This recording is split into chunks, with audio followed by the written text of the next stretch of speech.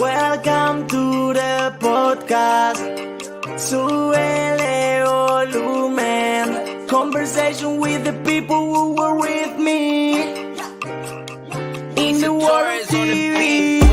Carlos Tonight. Historias de un reportero. Carlos Tonight. Dale que viene lo bueno. Hey everybody, welcome and bienvenidos to Carlos Tonight. Thank you so much for watching and for listening to this podcast. Before we get things started, I want to invite you to check out my website. That's carlostonight.com. There you can find more information on the podcast, see upcoming guests, and check out past episodes. That's carlostonight.com. This week, I want to introduce you to Ryan Kimball. He's a keto health coach. Let me bring him on. Hey Ryan, how's it going? Hi, good, Carlos. Thanks for having me. Hey, so first tell us where we're connecting from. I'm in Ithaca, New York. Cool. And how's the weather out there? Very snowy right now. Is it? Okay. Yeah, we got about 4 inches on the ground. Oh, wow. Okay. Yeah. So spring is around the corner, and a lot of people are probably thinking about, summertime and health and fitness. And so tell us a little bit about what you do on a daily basis to help people with their journeys. Sure, yeah. So I work with clients to help them get into a ketogenic lifestyle and fasting. So a lot of them come with certain goals, like they want to lose weight or handle some physical issue that hasn't been resolving. And I use my tools, ketogenic diet, fasting mainly, to help them accomplish whatever they're trying to accomplish. Okay. So if someone out there has never heard of keto, how would you describe it? So it's basically a low-carb approach to improving one's diet in the simplest terms. Now, there's a lot that goes into it, and one actually doesn't even have to be low-carb all the time to be using the ketogenic lifestyle. But if someone is eating in a low-carb manner, they are using ketogenic tools, basically. Got it. And so when does a person know that they're ready to start this keto diet? Well, it's really different for everyone, of course. If someone has, tried doing keto before or tried diets before and they haven't worked as well as they wanted them to, or they've run into barriers, or maybe they're trying to do something, reach a certain goal quickly, or whatever it is, when they're mentally ready, when they've made that decision, I can work with them. It's just a matter of the person wanting to actually make that change. If they're not ready for that, of course, they usually don't even, show up to work with me. So, it's basically just a decision. So as a keto health coach, what type of people do you work with? Young people, old people? I didn't mean to say old people. Like bodybuilders. My mom's going to kill me. All types, really. I have people who are in their 20s who are doing this because, they're athletic, or maybe they're in college and they're on the team and they want to improve their endurance or how well they're operating physically. And then I have, people who are, parents, and they're just like trying to keep up with their kids. So they want to do something where they can make a lifestyle that works for them. And then I have people who are overweight that are all ages, and they want to handle that. That's obviously a very common one, especially in this modern culture where we tend to have that as an issue. And then I have older people who are coming just because they want to have a better quality of life. And there's a lot of cognitive benefits from doing the ketogenic diet. So a lot of people are interested in that. Can you tell us about those benefits, the benefits of keto? Okay, so obviously the main thing a lot of people have done keto for is to lose weight or have better body composition, right? But it's such a small aspect of what you can actually do with the program. And when I say keto, I'm referring to fasting as well, because they just kind of work together. And for me, that's how I use them, is with the fasting. But the cognitive benefits, so more mental acuity, better memory, sharper, more aware and awake in the mornings and just in general. energy benefits. So one thing that the keto diet is known for is you no longer have this overwhelming urge to snack or have to have food regularly, because your body actually gets trained and learns how to use your own body fat for fuel. So you don't need to have an extra snack in order to get that fuel. It's right there and it's available. So cognitive, energy, and then also emotional and mental stability. A lot of people have, approached and done the keto diet just because they were trying to deal with depression or anxiety. And the keto diet is so high in fats, it's very nourishing to our brain and nervous system. So you can really get benefits from it. And then there's a lot of people who are trying to achieve and are under a lot of stress. And, maybe they're just starting a career, or they're trying to build a business and have a family and everything else. And they want something that is sustainable for them. And the keto diet really fills all those bills, so to speak. And when you talk about fasting, is it like 12 hours or less or more? It varies for everyone. The way I work with people is I find out what's going to work for them based on, health history that we do and me talking to them quite a bit. But yes, to start with, usually a person's eating like 3 meals a day. That's pretty common. And all we do is we just make it 3 meals with no snacks. And then we start moving breakfast usually up towards lunch until we reach a point where the person is fasting or they're not eating for about 15 hours. And at that point, they're in what's called intermittent fasting. So their eating window is, from lunch to dinner. And then from dinner all the way to lunch, 15, 16, 17 hours, they're not eating anything. But when it's done in tandem with the ketogenic diet, you're training your body not to need food at that time either. So you don't get hungry, you actually have more energy. The thing with fasting is that it's got so many amazing benefits that you will automatically start to feel better and start to feel more energized. You'll notice a change in your clothes and the scales, and it's usually very exciting for people. So they start fasting, they're like, oh, how do I do more of this? And how does this work? And you can get into more extended fasts. You may have heard of OMAD, 1 meal a day. So people are doing 24 hours. That's pretty advanced. I wouldn't suggest starting with that. But if you do intermittent fasting, you can then move your lunch towards your dinner and, try to extend it even longer. But obviously pay attention to the body and don't do things that are too stressful. That's counterproductive too. And Ryan, how fast can someone see the results from fasting? The fastest result that I've had so far is 12 pounds in the first week. Wow, and that's amazing. Yeah, it was pretty incredible. I mean, that's unusual. That's not, most people are, technically, you're only going to be able to lose 2 pounds of body fat per week. That's just how the body operates, metabolically speaking. However, in the beginning, there's a lot of water weight that is lost as the person goes into ketosis. It's a different way of producing energy, and the body sheds a ton of water weight. So that first week, have a large dip on the scales, but your body fat percentage will only change slightly because you only lost a couple pounds of fat. So it's pretty spectacular to see. So you're very very invigorated and now, wow, I just lost 10 pounds in 1 week. Now going forward, it usually evens out and comes down to around 2 or 3 pounds a week. So how many calories until you get to that keto portion and start burning fat? Yeah, that's such a great question, actually, because so many people associate the weight loss aspect with caloric deficit. And that's really how weight loss used to be done when you were eating higher carbohydrate or higher protein diets. The great thing about the keto diet is that without lowering your calories, in fact, you might be eating more calories than you normally eat. You can lose weight, because what you're actually doing to lose weight is training your body to burn fat for fuel. So you don't have to have that caloric deficit. Say you need 2,000 calories in a day. Well, you'd be eating about 70% of those calories from fat. And this can vary wildly, depending on the person, how their metabolism works, how healthy they are, these things. 20% from protein and 10% from carbs. So it's a 70-20-10 breakdown.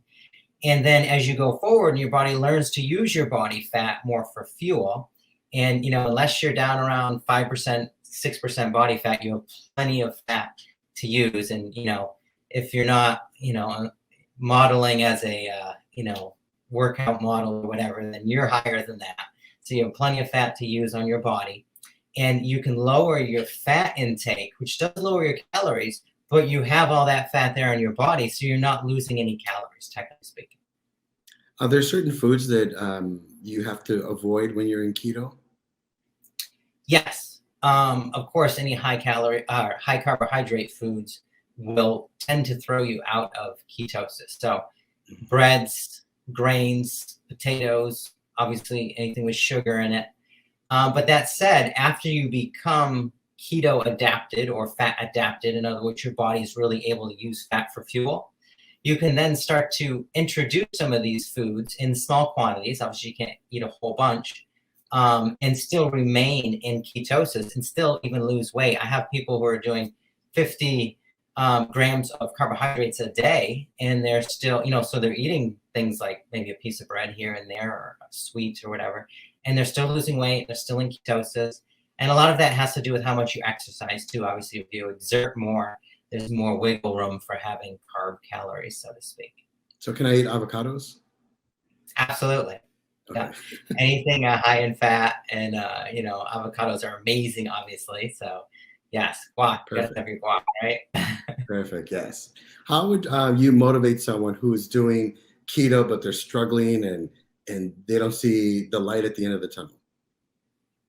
Well, it's all about finding out what's going on with that person. And, I try to encompass, it's a very holistic approach that I have. So I'm not just concentrating on their diet. I'm also looking at, okay, what's going on in that person's life? That's where the coach aspect is really nice. You're not just coming in to see someone who's going to just tell you, eat this and eat that. Actually, someone who's going to be involved in your life and interested in what's going on with you. So some people have a lot of stress going on in their life. They're running a business, or they're running after 5 kids, or whatever else might be causing them stress. And that stress has to be addressed and handled. So we might go over life solutions or how to sort out dealing with that stress, making better plans or getting help or more support for what you're doing, and lowering the stress level. Because on the endocrine level, so your hormone level, when you have stress, one hormone goes up, which is called cortisol. It's kind of your stress, your fight or flight response hormone. And when that goes up, it'll just stop you dead as far as weight loss goes and a lot of other health benefits. So we've got to get that cortisol back down, which means dealing with stress in life, or stress from whatever's going on. And when we do that, then we often find out, okay, well, this is the barrier. You have a solution for it. But they're motivated again. They're back in the game. And shortly, we have some really amazing gains going on. So besides the body weight, the loss of body fat, you boost your energy, and then talk about the body pain that goes away. Yeah. So ketogenic and fasting lifestyles are anti-inflammatory, and the fasting aspect of the ketogenic diet increases the hormone that actually builds up your body. It's a growth hormone. And it increases it by up to like 1,300% for many people. For men, it's around 1,300. For women, it's around 1,000. And with these increases, less inflammation, increased hormones towards body repair, create a situation where people just have pain go away. I had one person I was working with. We were really working on weight loss. It was the main goal. There was no attention on anything else. And all of a sudden she says, yeah, my arthritis is like practically gone. There was no pain anymore. And of course that led to being able to be more active, which led to more weight loss, which was the main goal. But just amazing, something as counterproductive to a person's health and happiness as arthritic conditions is totally eliminated with simple changes in dietary foods and when and how often the person's eating. They say the journey to losing weight always starts in the kitchen. What role does exercise play in keto? Well, a very key role, but you can't out exercise a bad diet, right? So You do have to have that foundation of, well, I'm eating foods that work for me, that allow me to lose weight.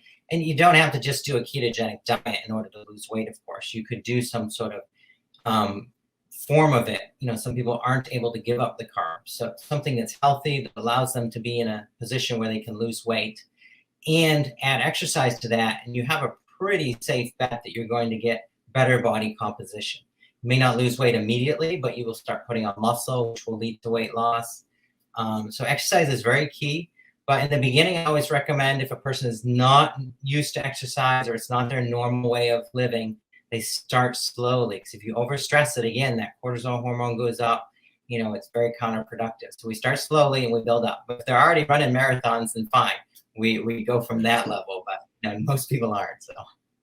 Do you get people who are like, can't imagine not eating between like 8 or 12 hours in a day? Yes. I mean, I was that way to start with. I used to I would eat so much food. It was ridiculous.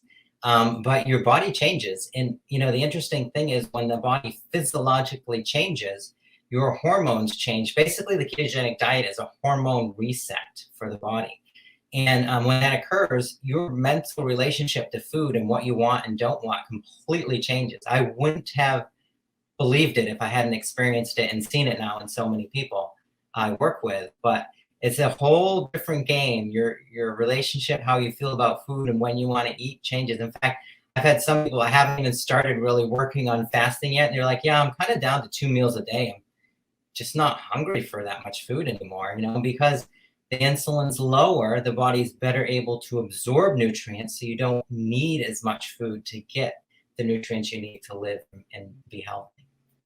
And then you mentioned in the beginning that keto is pretty much okay for everyone of all ages. Do you see, and I think you pretty much answered this, but do you see more like people who are super busy in their life and has no time for, meal prepping, or maybe no time for gym as much? I do. I mean, we live in a pretty busy society, fast-paced, a lot of things going on, and a lot of stressors. So when that's the case, you just have to tailor things to what's going on in your life. And if someone's super busy and they're only able to start in a very low level, start very slowly, that's fine. You'll still see results. And sometimes, because it's such a drastic change from the way they have been treating their body, they're pretty big results, even though they made only a small change. And do you recommend folks seeing their doctor before they start any diet or exercise? Of course, if someone's seeing and working with a doctor and they have concerns that they've already been addressing, then they should definitely be consulting with their healthcare professional of choice before they start.